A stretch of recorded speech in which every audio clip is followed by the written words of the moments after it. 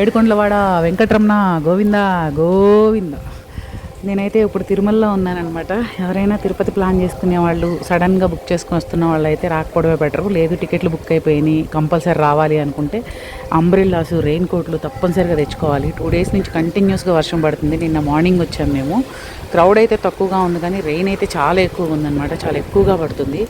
మీరు ఎవరైనా ప్లాన్ చేసుకుంటే మాత్రం బెటర్ ఇవన్నీ క్యారీ చేయటం. చిన్నపిల్లలతో వస్తే మాత్రం చాలా ఇబ్బంది పడతారు.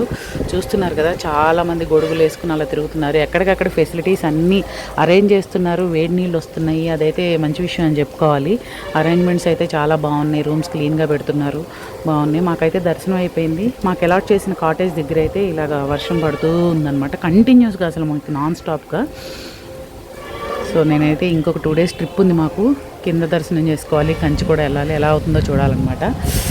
సో ప్రస్తుతం మేమైతే తిరుమలలో ఎంజాయ్ చేస్తున్నాము.